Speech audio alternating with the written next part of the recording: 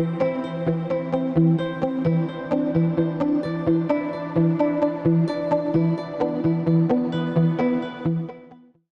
and welcome to the Mattniverse. Today we're going to further explore HiveSwap Friendsim. A few weeks later, and now we are ready to travel Alternia once again to find more friends. In Volume 13 of Fate, Fortune, and Fashion. Blah blah blah, friendship, blah. That's good. That's a good way to quickly emphasize that. Yes, that's what we're doing. So we got Boldir and Stelsa. So it's pretty. I don't know really what to say about these two, so we'll just go ahead and jump right in. We'll find out. You just aren't feeling it today. Maybe that's why I was saying blah blah blah. You're getting more and more of these gray nights recently. Nights where the call of the streets, that infinite ramble for companionship, just sounds exhausting and meaningless. You had days like this back on Earth too, when getting out of bed just didn't seem worth it. The sun is just beginning to slip under the horizon, and usually this would be the sign to rise and shine, or rise and dark. But all you've managed to do so far this evening is make yourself some coffee. You recently mentioned to Tagora that you drink instant, and he was so disgusted that he gave you a coffee machine. Thank you, Tagora. At least I got something. Do I have coffee for it? He claimed it was an old one he doesn't use anymore, but it still had the price tag on it. Thank you. At least he bought one for me. On the table sits a palm husk Colonel had taken off a dead kid especially for you, and cradled in your hand is a mug Skyla sent. It looks like she painted it herself. There's a white blob on one side that you think is supposed to be Lady. Aw, ain't that cute. You're even wearing the hoodie Malik gave you to cut the evening chill.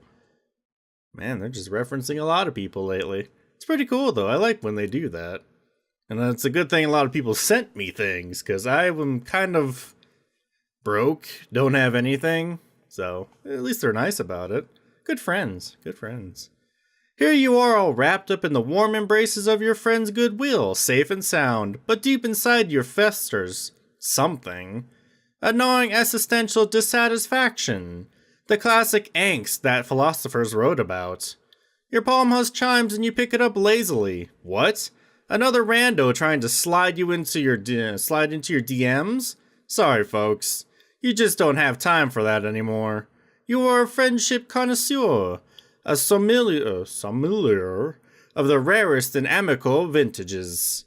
You unlock the screen to find a message. Psst, I'm certain that this line is secure. Actually, I'm positive that it isn't, but I am risking contact because it is imperative that we speak.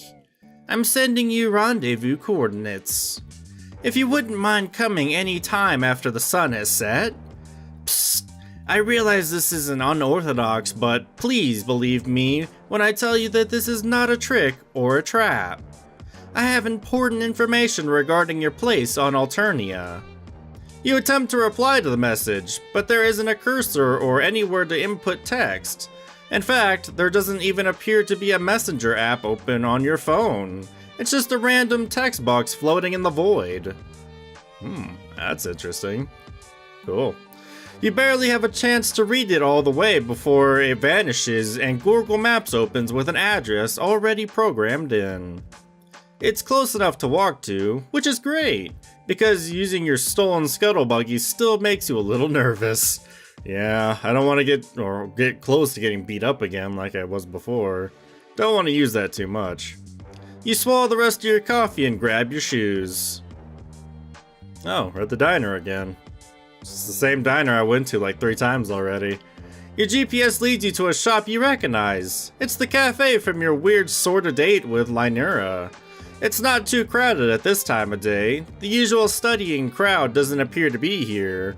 A couple trolls are sitting around sharing pots of tea. Oh, hey Adarta. Fool! Fucking idiot! I explicitly stated I wanted essence of Dayglow, not whatever this garbage is. Oh, you know this person. It really has been a minute, hasn't it? And all the way since Volume 1, so yeah, it's been a very long time. Ardata stands in front of the counter, shouting at the cash register. Whatever automated system runs this shop has apparently gotten her order wrong. What are you looking at him? This is absolutely none of your... Oh, it's you. Ardata swiftly covers up her surprise, examining a sharp, perfectly shaped nail. You look different. Better? Let's not exaggerate. Oh, I simply meant you look less toxic waste and more like one of the grain grinder garbage. Oh, that just hurts my feelings. You tell Ardata that it's good to see her too. Man, this really takes you back. You've been so simple back then, so unevolved. You were laser focused on a single desire, friendship. Now, well, you still like friends. You really do. But you also have like a car and a sweatshirt with somebody's sign on it. You've moved up in the world. Fascinating. Oh, by the way, is she the one who summoned you here? Summoned? You? You must be joking. I haven't spared a single solitary thought for you, I kinda figured that, since you dragged your wretched carcass out of my hive. Absently, you push your hand into your pockets of your hoodie. Something crinkles between your fingers and you pull out a folded piece of notebook paper. Okay, this definitely hasn't been in there when you left your hive. You passed a couple people in the street, but you definitely don't remember any of them getting close enough to slip something into your pocket. Huh? It only says 2 words. Out back. Oh man, should you go?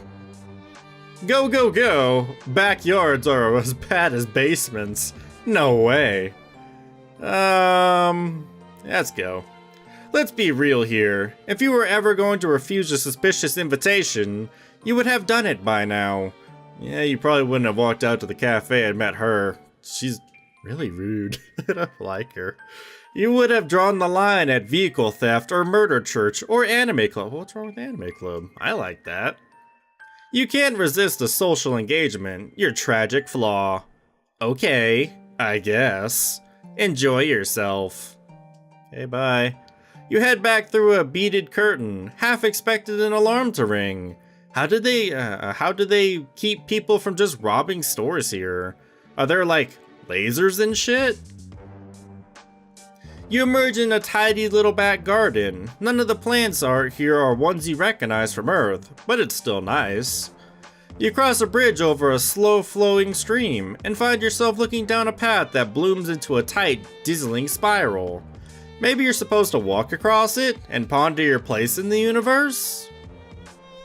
Your contemplation would be inevitably cut off before it hit its climax, because someone is sitting at the center of the spiral. She is a small, compact shape with her haircut and choppy around her chin, wearing a shapeless white dress, really more of a robe. There you go. Psst, I've been waiting for you. Thanks for coming. She speaks in a stage whisper, low and full of air, but still loud enough to hear across the path. I don't know how you do that, but that's okay. You pick your way carefully across the spiral, making sure not to mess with any of it, treading only inside the lines. The girl gives you a small, secretive smile. My name's Boldir. You ask her if this is her garden. Does she live here? It's nice, but it's not exactly out of the elements. Actually, it looks like there's some storm clouds rolling in. You're probably going to get rain soon. Oh yeah, my Recupera-kun is over there under that tree. She smiles again, and you can't tell if she's messing around. In fact, she is entirely unreadable. Like her face is a totally reflective surface and all you're seeing is a cloudy sky in the garden. You can't tell how she feels about you at all. Would you like to sit down? Inside the circle, or... She looks around, she is only just realizing she's at the center of a complicated geometric pattern. It doesn't matter. I only wanted to see you if you would follow the path or trample through it. But you did neither. You forged your own way while taking care to preserve that which has come before. You ask her what that means. Maybe nothing. Oh, I thought I was being so cool. Trudging my own path and all that, but I guess not. I'm not sure. The wind tosses her hair and the clouds chase each other across the sky. If the rain comes, it will come soon. Boldir continues to look at you as you shift awkwardly and shiver, pushing your hands into your hoodie. This is different than any other friend meetup you've had. Even while the others who purposefully sought you out, there is a serenity to Boldir that the rest lack. Or maybe there's this zen as fuck garden getting to you. It could be. It's a pretty cool garden. You try to remember what Boldir said to you in the message, that she somehow managed to make appear on your phone and then immediately self-immolate. That she has some information for you about a place on Alternia or some shit like that. Did I say that? I guess I did. I suppose I wanted a chance to talk to you before, a bit before the end. What does that mean? I was starting to feel a little, jealous, maybe? Right. You guess everybody has been going on about the funny dumb alien robot who's been prowling the countryside. No, that's not it. Though I'm sure you're very funny. I just wanted a chance to talk to you. Someone who was so adrift in the swell of fate and the whims of the paradox. Paradox? You don't know anything about paradoxes. Well, you know what they are, you just don't see why they're relevant. They aren't. Paradoxes aren't relevant, but they're by their very nature. It's the essence of that nature that makes them so integral to this story. You shake your head. You're not built for this cosmic stuff. You're just an orphan from Earth with quick fingers, for spaceships and apparently vehicles. Boldir gives you another sly smile. Oh, quick fingers? You blush. You hadn't meant that as a dirty joke or anything. Get your head out of the gutter, man. That's not what she thought either. Also, your fingers are nowhere near as quick as hers. She somehow got a piece of paper in your pocket while you were standing in a cafe and she was back here. That's like reverse pickpocketing through astral projection. Okay, what's she doing? Boldir laughs. She stands up and moves across the garden path, following the spiral so swiftly and efficiently that she might as well be floating.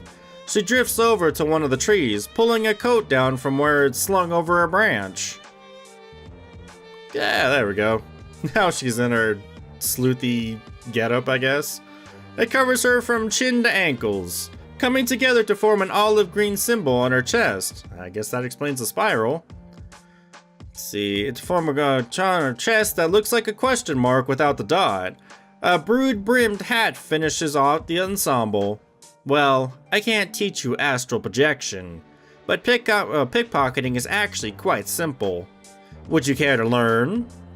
Ideally, we'd need a third person to act as the mark, but I think we can make it work. More crime, huh? Sure, let's do crime. No more crime, please. No. You've already got a hell of a rap sheet. Maybe it would be best not to add new skills that could lead you into temptation. Fair enough. Would you care to go for a stroll? It's a nice night. It's a windy, unsettled night, and it looks like rain. You suppose that's nice, depending on your definition. You absolutely love to take a stroll. That's your whole vibe recently. Strolling. You follow her out through a little back gate and into the street. You leave the cafe behind and are quickly consumed by the drift of the midnight crowd. You brace for the inevitable pitying, hostile looks you get whenever you go out in public. You should have mentioned that you try to avoid large groups. But strangely, no one even glances at you. It's like Boldir exudes a sneaky aura that encompasses the both of you. As you walk, you ask her if she really believes in fate, like, the two of you were always going to meet and nothing could have happened any differently no matter what you did. Boldir gives you a thoughtful sidelong glance. Well, that would imply that none of your choices matter, and that causality is inevitable. That randomness is irrelevant. Right? I suppose. Sure. Yeah, that's what I'm going with. You scamper to keep up with her, both physically and mentally. For someone who asked you to take a stroll, she sure is booking it down the street. But that disregards our choices. Fate dictates that all possibilities are, by their very nature, necessities. Or rather, the choice you made was the only one you ever could make. I doubt the universe is that simple. Doesn't sound simple to you, but you hum and nod sagely because you want Boldir to think you're deep. Instead of asking yourself whether you were meant to meet me and meant to be here, it makes more sense to wonder what the forces are that have conspired to bring you into being. Well, that would be exhaustion and ineptitude? You don't exactly remember what happened, but you're sure it involves something stupid like falling asleep at the wheel and drifting off into another solar system. It had been a rough 48 hours, you know? A lot of escaping and running and punching and stealing of high-powered vehicles. Yes, of course. I understand. All in a day's work. Yeah, sure. She stops you at most intersections so she can take superstitious glances around the corner before gesturing you forward. Every so often she will turn the two of you around to double back. You aren't exactly sure why. Maybe she thinks you're being followed, but who would follow you from a cafe? All sorts. But don't worry, I know how to shake off a tail. I guess that's what we're doing. I guess that's why she's hiding. Why is she hiding, though? You cross one of the main thoroughfares and a big black bird swoops at your heads. You yelp and duck, but when you look around you see that the bird has landed on Boldir's arm and she's stroking its back. Way to check it out in front of her like that. You brace yourself for it to start talking or some shit like that, because that's what your life is like now. But it just sticks its legs out for Boldir to remove a scrap of paper. Oh, it's a messenger bird. It waits patiently for her to read the message and then scribble something on the back, before attaching it to the crow and throwing it back into the air. Man, that's some Harry Potter ass shit. I suppose? Harry Potter never really sent messages by a crow, but I guess. One of my informants wants to rendezvous in meat space. Meat space? Unusual, but it has been an unusual day. Unusual couple of months, honestly. Yes, of course. You've had it much harder than I have. What was I thinking? Well, you weren't trying to get into a contest of whose life sucks more, but yeah, it's been rough. You appreciate that she can see that. Of all the planets to be forced to, Alternia is, well, not ideal. Not the worst, but you still have my sympathies. Is there anything at all you like about it? What? About Alternia? Well, you're kind of digging this whole night as day thing. You're from a diurnal species. Said that wrong. Species. But you've always been a bit of a night owl. Also, not to brag, but you've made some seriously cool friends. Yes, I've been following your exploits. Your friendship acquisition procedures are really quite impressive. Aww, now you're blushing. You asked Boldir how she knows that much about your exploits, because it's only pretty recently that you've had any sort of real social media presence. You suppose she could have a Google alert like Malik did, but... Quick, around here. Well, this is a new place to go to. Boldir leads you into a deserted lot between two buildings. There's nothing here except some broken bottles and a pile of old rubber tires. She leaves you behind the tire pile to keep watch, although she is probably just doing it to get you out of the way, which, fair. Then she heads out into the center of the lot, presumably to wait for her contact. You sit there twiddling your thumbs, trying to suppress the desire to pull out your phone. That doesn't seem very covert ops. You're just starting to get really angsty, jittery, jittering your leg and cracking your knuckles, and digging a hole in the dirt with a stick. I mean, I guess you're really bored. When you hear something strange behind the wind, a swish, followed by a thud. What the heck? Boldir jerks and clutches her neck. You writhe up from the rubber pile, sending tires flying. You look wildly up at the surrounding buildings, trying to find out where the projectile came from. You don't see anything, not even a lone gunman. You run for your new friend, not spending a thought for your own safety. The clouds move overhead like someone has put them on fast forward. the wind rattling the trash on the pavement. The heck? Are you okay? By the time you reach Boldir, she has begun to twitch in hard spasms. Oh jeez. One look at the blotchy stain spreading across her neck and there is no doubt. You both say it at the same time. Poison. Oh shit. You fall to your knees beside her. Oh god, what are you supposed to do? You don't know anything about poison or first aid or anything else useful. God, why are you such a fucking waste of space? I mean, it's not your fault. You could have been gaining some life skills instead of just loafing around like a complete idiot. Stop. Don't. There isn't time. This stuff acts fast. Boldir takes hard, gasping breaths between each word. Her eyes are going cloudy. She makes a desperate grab for your hands. Listen. For the first time, her voice raises above a whisper. Her grip is surprisingly strong. You tell her to save her strength, but she shakes her head and so hard her hat falls off. I'm not important.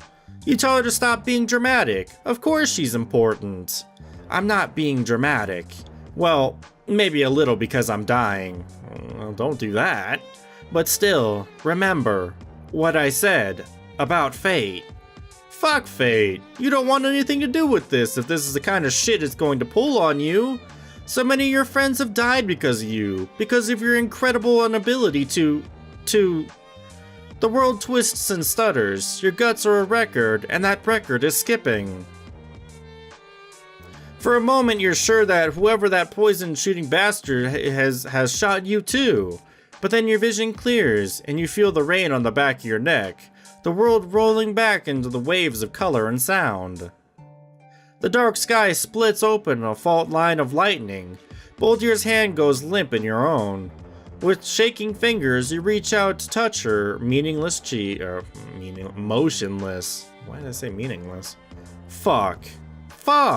Not again. Why? An uncontrollable wave of despair washes over you as you look down the corpse of this girl you barely know. Where are all these feelings coming from? There's honestly too many of them. Why are they?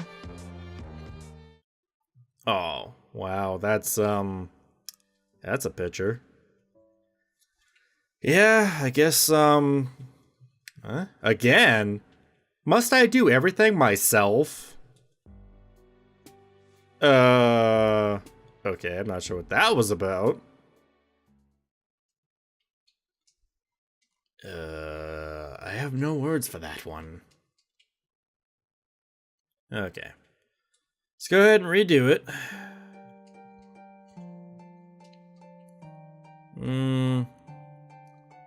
Probably choose this one. Okay, listen. You've done some pretty dumb stuff since you crash landed here. For instance, following the woman standing in front of you into her basement, but not this time. Nice try, catfisher. Important correspondence? Nah, you crumpled the page up in your hand. Nothing that can't wait. Good. Impeccable timing. That's what I was going for. Just what I was hoping you would say. Oh, jeez. Yeah, friend blocked, and then I have to carry all that crap. Thanks, Ardata. But I had to do it anyways, just to see what that ending was like. Okay. Now it's time to gain a friend. So yeah, blah blah, friendship, going on Boldir, fast forward, go. Fast forward, sure. Hold on. Let's do some crime. This whole mess started with a theft of a spaceship, and if Boldir's right about all that fate horse shit, that was supposed to happen, so maybe you'll lean into it. Perfect. The first and most important aspect of the art of pickpocketing is staying unobstructive. You think about mentioning that walking around in a great big coat and floppy hat is the most unobstructive thing you've ever seen, but you aren't the expert here. Also, you're an alien, so you don't really have room to talk. Maybe you should get a big coat like that yourself. You just love ripping looks off of all your friends. That is true. I've wore a lot of things from all my other friends, so I guess that makes sense. Boldir takes you through the basics of criminal sleight of hand, and on the whole, you aren't too bad. In fact, you think you might have a future in it if you weren't already on the career path of professional friendshipper. I don't think that's a career, but I mean, he is good at it. You don't know what this has to do with her learning about you or teaching you your place on Alternia, but it's fun, and Boldir is a good teacher. If there's one thing this journey has taught you, it's that when something isn't actually painful or destructive, just ride it out. Is that actually instead of actively? Close enough. You don't think you're going to be going around pickpocketing many trolls, enough that them already want to kill you. But it's good to have this skill on reserve if you ever need cash fast and don't feel like hitting up any of your rich friends. You wonder if Boldir uses it for anything besides passing notes. Psst. My sources tell me you've been on Alternia for almost 3 perigrees now. You have no idea how long a perigree is, but what the hell? Sure. Impressive. No wonder. She trails off thoughtfully and shakes her head. You wonder if she would say something with some substance to it, instead of just vague nonsense. But at least she isn't threatening you with violence or trying to stick wires into you, so you're counting this interaction successful so far. Also, you feel weirdly chilled out with Boldir. Sure, you want to be friends, but there's none of that stomach-churning, spine-bending desperation to make sure she likes you, at whatever the cost. You feel more awake than you have in weeks. Man, you've got to learn to pickpocket in a garden behind a cafe more often, if this is what it does to your stress levels. Want to get something to eat? Or maybe just coffee? Because that's what they serve here. Sure, you could use another caffeinated beverage on top of the other caffeinated beverage you had earlier. Why not? You'll sleep when you're dead. Of course. If only. What was that supposed to mean? Okay. You follow her out of the garden and back into the cafe. Oh, goody, you're back. Who is this now? Yet another friend? Oh, Ardata, you're still here? Of course I am, fool. You were back there for about 10 minutes. 10 minutes? Wow. It felt like way longer than that. Guess you underestimated the power of a good training montage, even though I didn't get to see it. Oh well. You introduce Ardata to Boldir with the cheerful earnestness of someone who has forgotten the systematic classism of the planet on which they currently reside. Ardata stops you with an aristocratic sneer. Yeah. Stop, before I have to stop you myself. I have absolutely no desire to mix with those of so low on the social ladder. What in the world could she have to offer me? You shrug. You're not sure. Maybe friendship? You know friendships between people of different castes are possible. You've seen them happen. Regardless, you feel bad for exposing your newest friend to the vaguely nonsensical abuses of your oldest. Yeah, the first, I guess. You turn back to Boldir to apologize. What has happened to her? You find her gazing coldly at Ardata like she could do it all night. There's none of the fear or reverence or false obedience you've seen other lowbloods display to blues. Instead, Boldir looks at Ardata like she's a bug. Worse, a pebble that she would just love to kick out of the way. Psst, nice to meet you in person, Miss Carmia. I hear your GrubTube channel has been losing subscribers recently. I wonder why that is. Blue hits Ardata's cheeks in an angry flush. I'm currently on hiatus. The old garbage was getting tired. I have so many imitators that my own content is starting to seem derivative. She gives one of her maniacal laughs, but it's a little less robust than usual. Man, the wild tundra of internet fame really is a stark and arid battleground. In fact, I've had a new feature in the works as we speak. She holds up a little vial she's been handling with the cashier register over earlier. Poison. Oh. Ardata did that to her then. That's the only other person. If she's the one saying that she has poison. I think the best and most expedient process would just be to dose my featured guest's food and then hide the antidote somewhere in my hive. Unless you have another idea. She smiles, sly and mean. Boldir smiles back, just as vicious. Great. Have fun with that. While Boldir talks, her eyes start flickering from you to Ardata and then down. Again and again. You, Ardata, and down. It takes a couple of go-arounds before you realize what she's telling you. She keeps looking down to your hands, which are stuck in your hoodie pocket, exactly where you found the note Boldir slipped you. Ardata is carrying a bag, and that looks expensive and extremely goth, and you can see where the vial of poison is sticking out. Oh man, you know what you have to do. When a group comes into the shop and pushes past the three of you, well, that's just rude. They better be higher than a blue at least to do that to Ardata.